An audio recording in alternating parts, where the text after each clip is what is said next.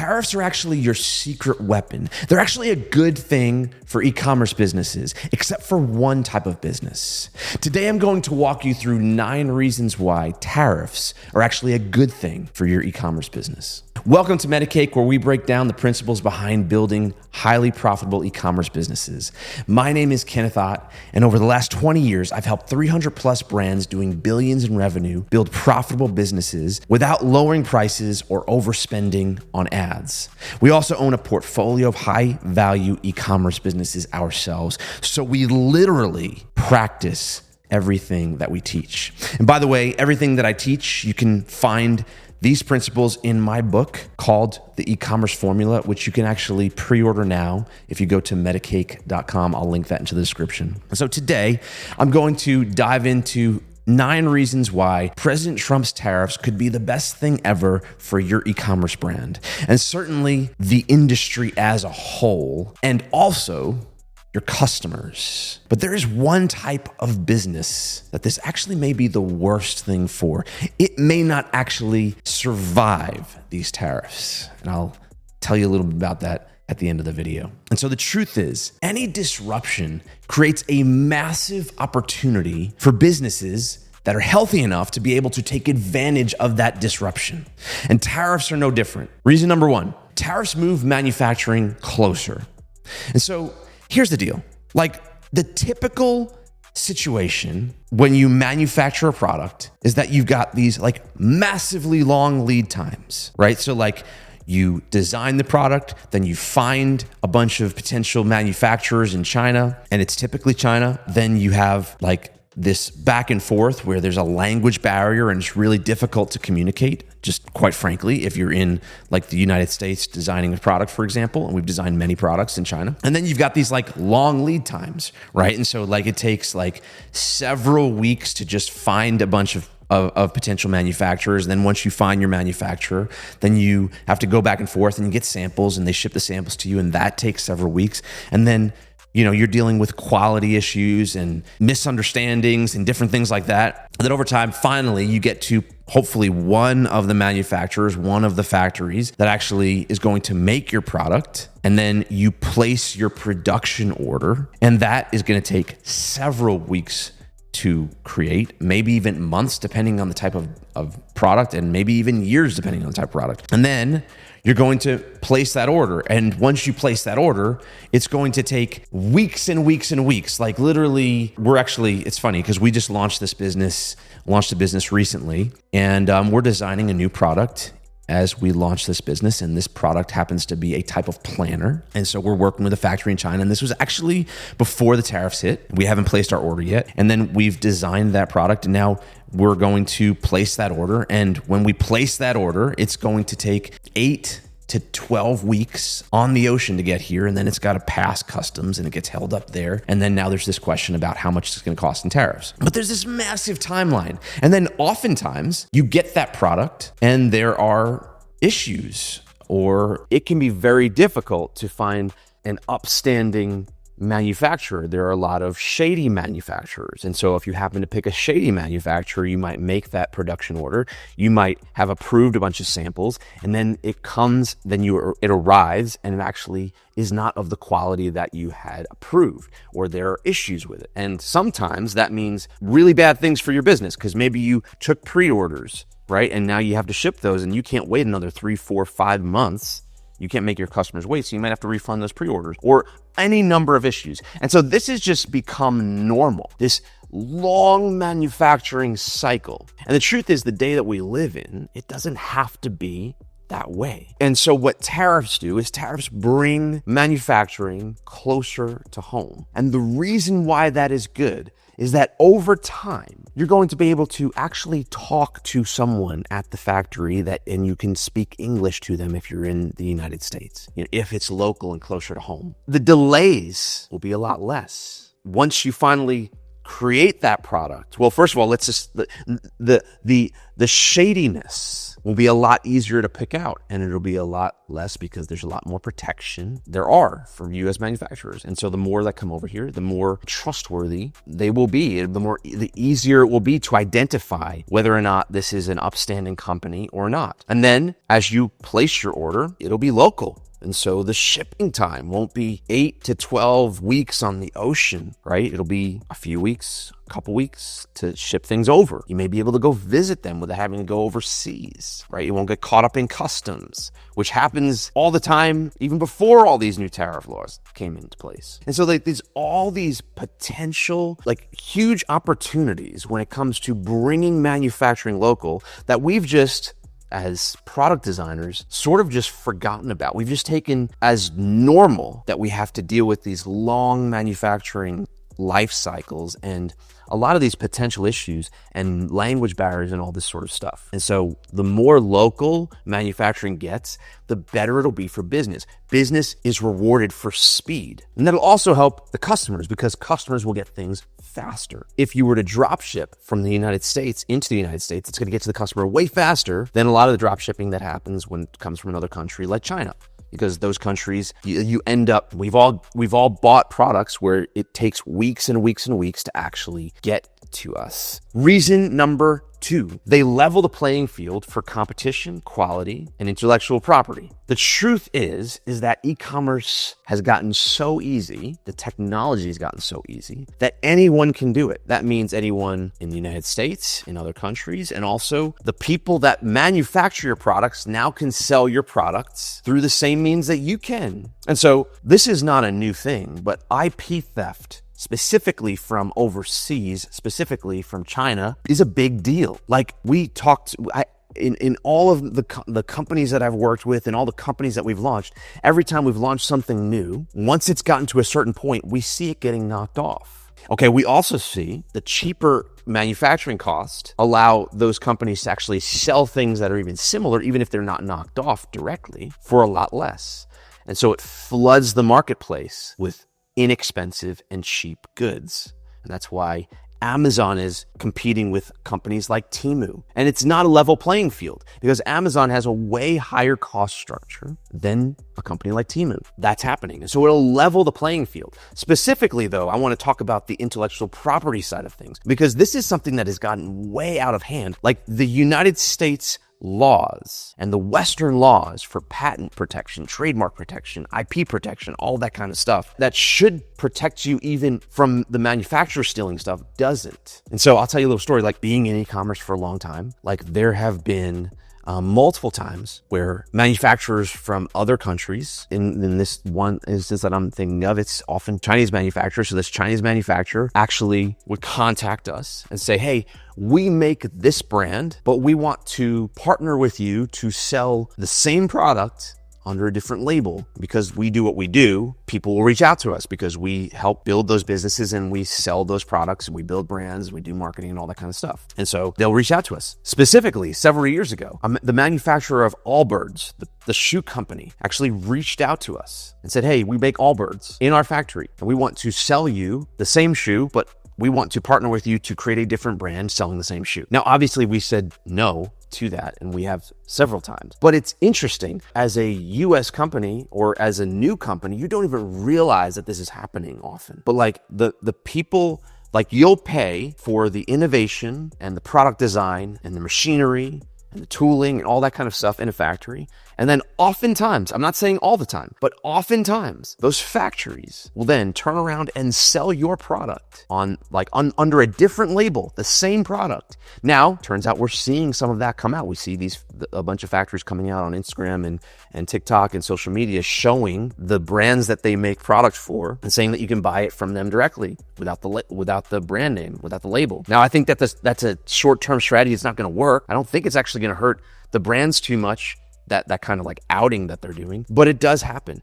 But what is hurting the brands is when factories are actively violating IP protections and going and taking their product, the same product that they're manufacturing for a company that the company pioneered in many cases, and then selling it for a much deeper discount, the exact same thing under a different label. And so leveling the playing field is so much more important, and consumers and even businesses, a lot of business owners I talk to are not even really aware that this is happening, and it's actually increasing cost in many ways, and it's hurting businesses, which you don't, and in ways that you're not even aware of. And so the leveling of the playing field, I think, is going to be an important thing when it comes to what these tariffs are going to do and how it's going to improve competition, protection, and even improve quality over time. So that's number 2. Number 3, tariffs give you, the business owner, choices, unlike taxes. And so I'm going to step out of e-commerce for a second here and just talk about, because we're US based, I'm going to talk about the United States, and these tariffs are US based, so I'm going to talk about the United States. So in the United States, we have a large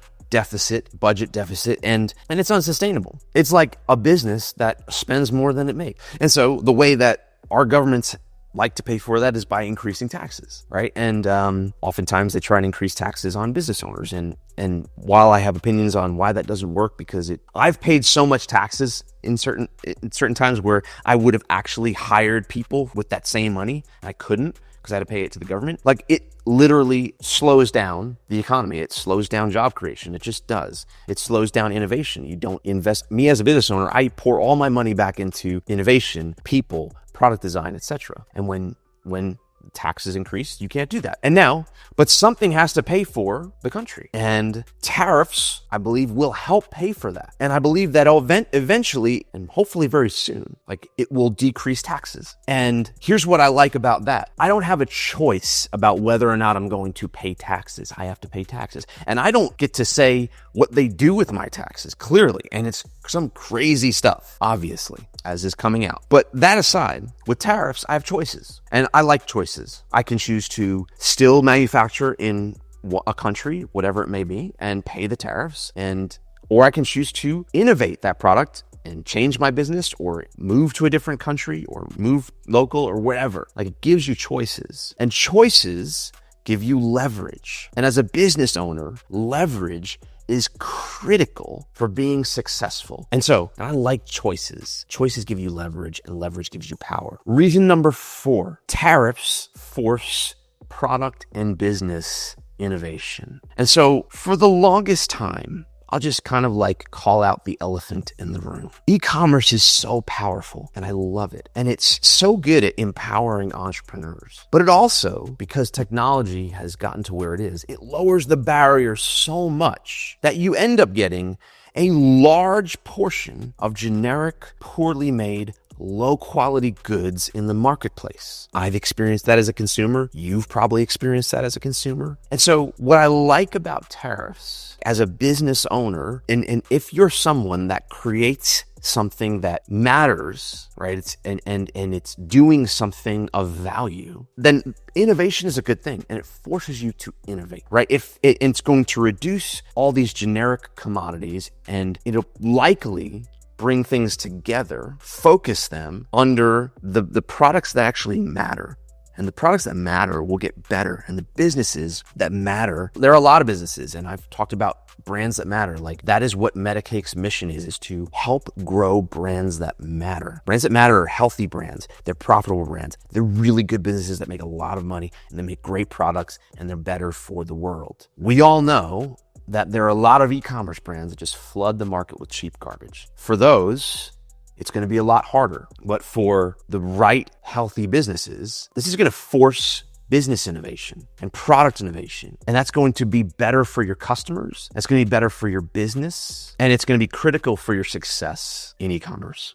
Number 5, tariffs are going to strengthen your bargaining power. I talked a little bit earlier about how choices give you leverage, and leverage gives you power. When you're bargaining or when you're negotiating with a factory or a manufacturer, having choices is a good thing. And for the longest time, there weren't many choices. The choices were largely China, some Mexico, sometimes South Korea, but there weren't many choices. And China literally makes up the large majority of your choices if you're manufacturing something. And honestly, like I've had great manufacturing partnerships with China. Like they've done really high quality stuff, but there's also factories that don't. But the truth is you don't have many choices. But now what's interesting is you have more choices. And so in my example of the planner product that we're actually literally designing and manufacturing right now, all of a sudden, when this all started to happen, we started to reach out to manufacturers in some of other countries, even locally, and some in Europe, some in India, and some in the United States. And the cool thing about doing that was because they understood the landscape, they realized that there was an opportunity to do more business with more companies.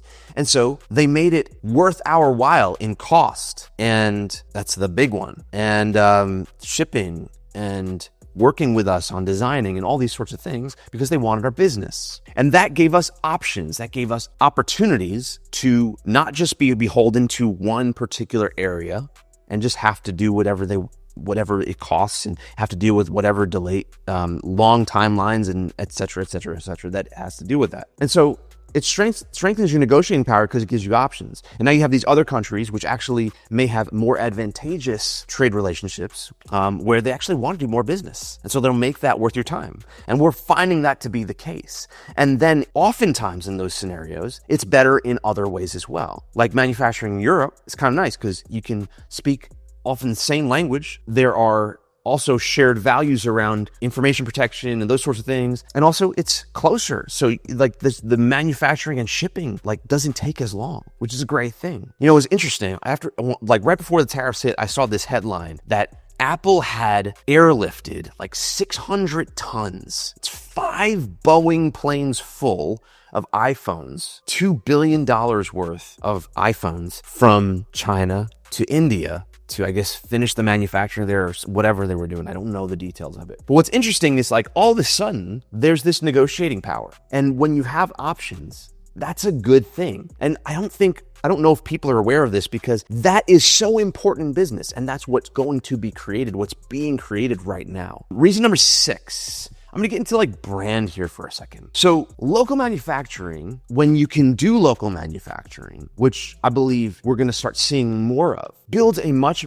richer brand story. And so I often talk about how important brand is to actually creating a business that is successful. We see that with the most successful brands in the world, like brands like Apple, brands like Rolex, brands like Tesla. Pick your favorite brand. The reason you like that, you have an affinity to that brand is because there's an emotional connection between you and that brand. And here's how I define a brand. A brand is a story that the customer sees themselves wanting to be a part of. And so we've talked about this a lot before, but the way you sell things is through story, and creating a brand story that's genuine is critical to creating a really successful e-commerce business. How do you create a really great story? Well, part of that is showing them why you've created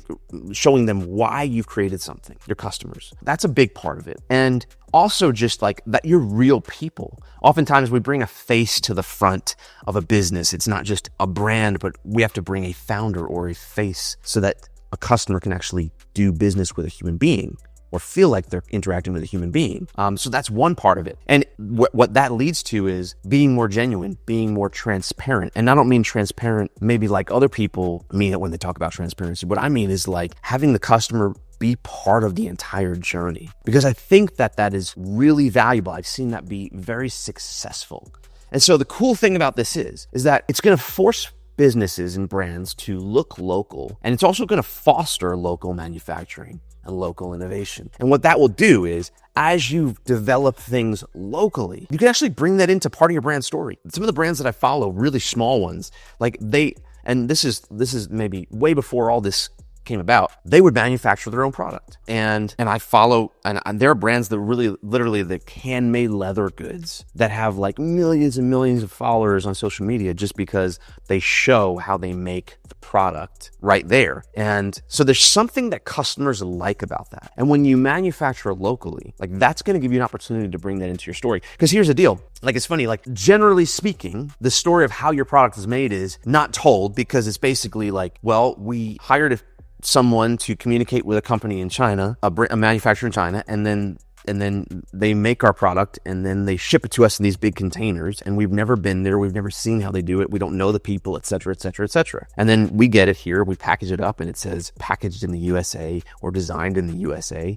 and then it's like shipped off. So we don't talk about that because it's not very interesting. There was a stat that basically said 65% of people would prefer to buy made locally, specifically this one was made in the USA, if the price is close. And so this will give you the opportunity to actually bring that into your story. Like when I talk with brands about this, a lot of times they're trying to bring designed in the USA and that kind of thing into their story, but they really can't say it because they're not allowed to, because it's not made here, and they're always dancing around it.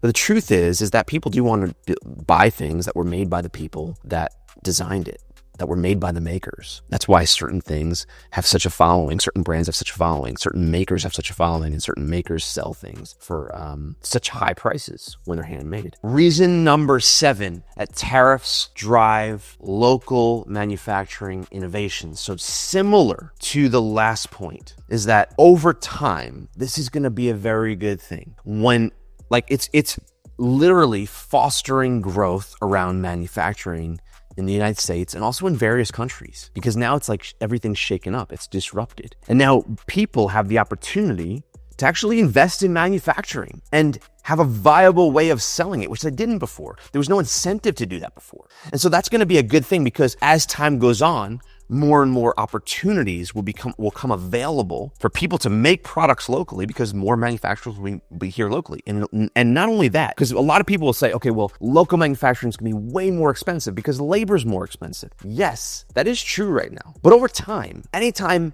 that there's like a situation like this, as you look back in history, like what ends up happening is technology innovates to actually lower the price. And that's what's going to happen locally in some of these areas, because you're right. Like, I'm not going to buy a product that's literally 5 to 10 times more expensive, either as a business or as a consumer, just because it's made locally, because this is not going to be viable. Like, the value equation is not going to balance out. And so what's going to happen? Well, innovation will happen. It'll force innovation, and it'll force innovation via technology, not just human beings. And that's going to drive down costs. The other reason this is a really good thing, that local manufacturing actually starts to develop and innovate, and this is for any country, but we all remember COVID. And when the supply chains were disrupted, there were countries like the United States that couldn't even get certain things, like building materials and steel and like whatever, even more important things. And we realized that with these complex supply chains, you're at risk personally of being disrupted if something happens globally. So having more of that intellectual ability and knowledge of how to create something here or wherever you are local is going to be a good thing. It's going to be a good thing for you. It's going to create more stability for you as you grow your business and your country. Reason number 8, tariffs boost long-term industry growth. I think we're going to start seeing over time the e-commerce industry as a whole expanding, because this is forcing the brightest minds to rethink things. Anytime there's like a disruption, you see people and there are a lot of businesses, a lot of companies that have a lot of money at stake in figuring this out. And so they will. And so you're going to get the brightest minds and a lot of investment really innovating this industry. And it's not going to just be manufacturing, but it'll also be logistics. And that will help everyone, because it will increase speed to you as you manufacture something as the business, speed to the customer, and then the technology that surrounds that entire experience. Like, we may think that it's come a far way. It actually has, but it was like 10 years ago. Like, in the last 10 years, e-commerce hasn't really innovated very much. Like, it was innovative 10 years plus ago, and then sort of just like stayed stagnant. And it's gotten bloated, and a lot of people have flooded the market, and now it's time to innovate. And this is going to create long-term industry growth which I think is going to be a really good thing. All right, reason number 9, tariffs are going to reward the healthy brands, but they're probably going to crush the unhealthy brands. So this is something that I focus a lot on, and I just want to sit here for a second, because before all of this happened, it was interesting. I've coached e-commerce businesses 300 plus in the last 20 years, many billions of dollars in revenue, and I've seen all sorts of disruptions happen. And what's really interesting is I learned very quickly that you must be healthy at the business model level to be able to sustain whatever is coming in the future, because there's always something coming in the future. And this is just another one of those things. But anytime something hits your cost, the cost basis for your business at a level like this does, it's very disruptive. And the truth is that e-commerce has gotten too easy to where it's been too easy to be unhealthy. And I talk to a lot of businesses these days that are struggling to make profit, any profit at all. They may be doing high revenue, 10 million, 50 million, 100 million, whatever it is, but very low profit. And why is that? It's because it's flawed at a business model level. And the truth is that there's not an awareness of that in the marketplace. And so what we focus on in our principles are healthy growth principles. Those are the principles that I wrote about in my book, the e-commerce formula. So if you want to go pre-order a copy, you can go to metacake.com and find out how to pre-order a copy. But basically, that was way before all this happened. And if you just follow the principles of healthy growth, then actually this is not going to affect you very much. But if you didn't follow those principles, this is going to literally probably put you out of business. And so what businesses are healthy and what businesses are unhealthy right now? And so let me just talk about how to determine where you sit in this. I'll talk about one of the most critical things, which I talk about in my book, which are margins, specifically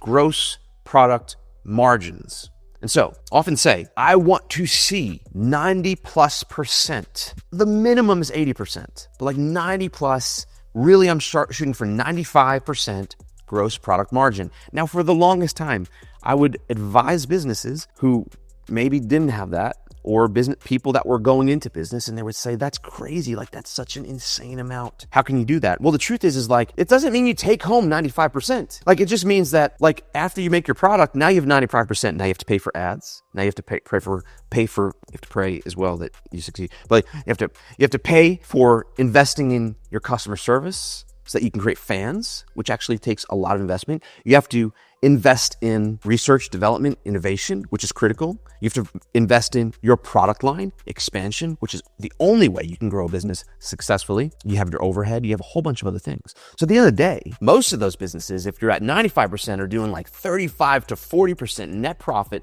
That would be good. That's what I'm looking for, that level. But most of them are at 15% or less. And so it's just unsustainable. They can't sustain any disruption in the marketplace, let alone a disruption like this. If you're a $10 million business, you manufacture all your products in China, and you've based your prices on the low pricing and the low cost that Chinese manufacturers often give you, and you have low margins right now, and then now you're looking at your costs doubling and almost tripling, and also delays extending because it's going to take time for it to get through customs. If that's you, you're almost out of business right now. And so how do you make sure that your margins are healthy? So I actually spoke to a large luggage manufacturer recently, and they were having real problems in the profitability. And this is before the tariff situation. And I started asking a couple questions, and I got to their gross product margin. I said, hey, what is your product margin? And their gross margin was 70% on luggage. These are giant things. Luggage is pretty big. It's hard to ship. It's expensive. But it shouldn't be that costly, the way they were manufacturing it. So their gross margins were 70%. And they thought that was really good. I said, look, that's why you're struggling. It needs to be 95%. And they were like, oh, well, we could never do that. And okay, well, that's going to be hard. And here's why it's hard. If you're at 70% gross product margin, that means your cost of goods is 30% right now. That means that if you manufacture, let's say in a country where a tariff is almost doubling or tripling your cost, you're going to raise your cost of goods from between 60 and 90%, right? If it's almost tripling, triple would be 90, double would be 60, right? So it's probably around that 70% mark. That leaves you with 30%, where you had 70% before of gross margin, gross profit.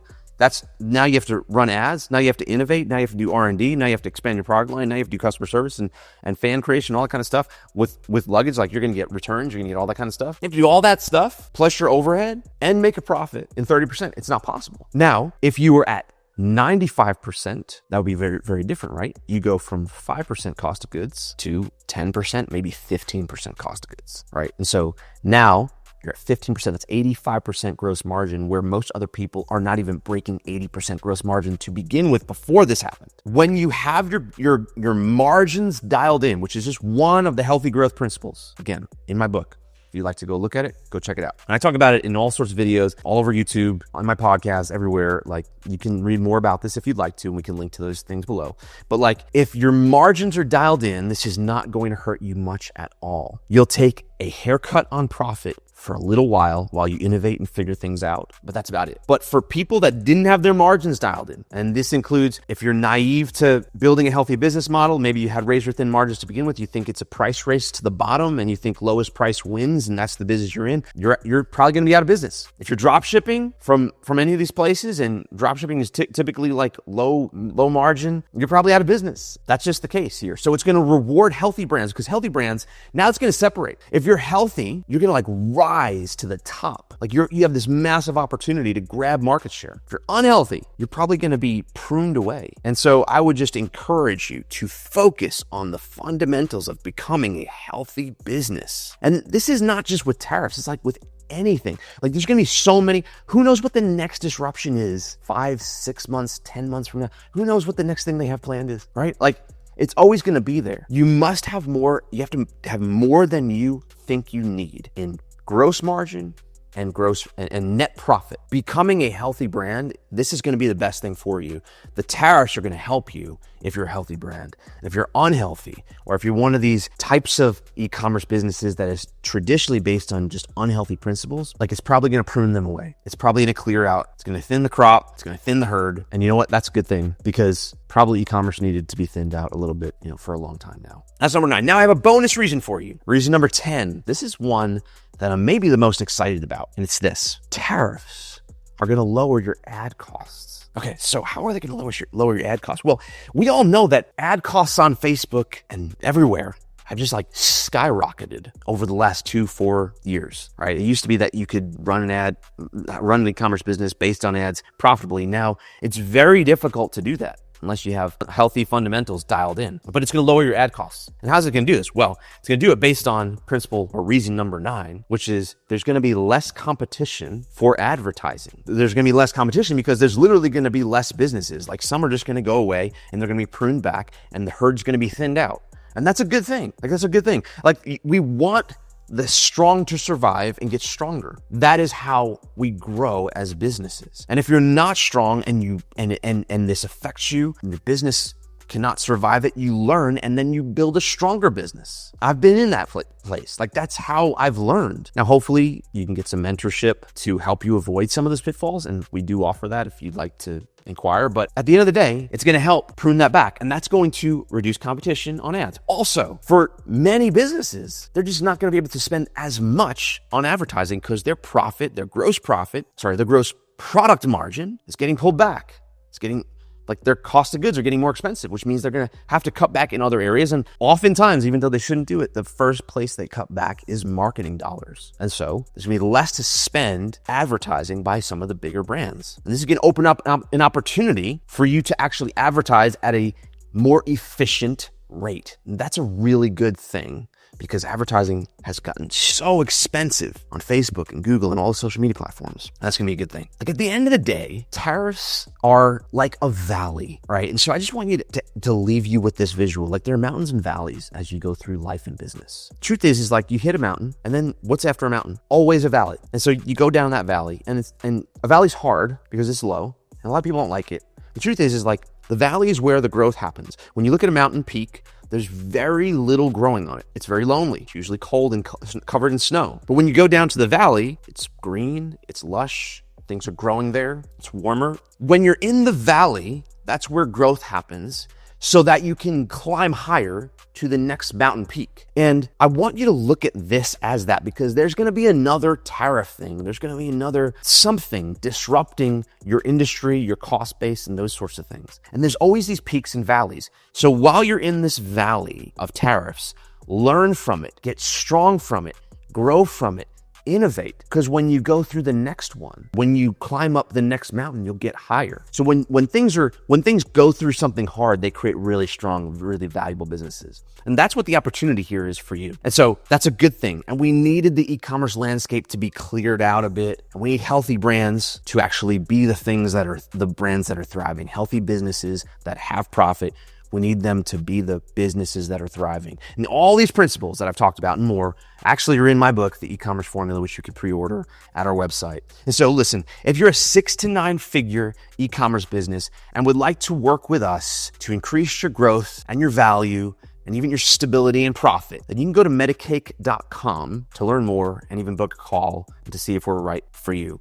If you liked this video, you'll actually love the next one that I have on how big brands are growing despite times like this. And when I tell you big brands, I mean like $100 million brands. And so you can find that right here, somewhere around this video, linked below. And then thanks. And until next time, never stop growing.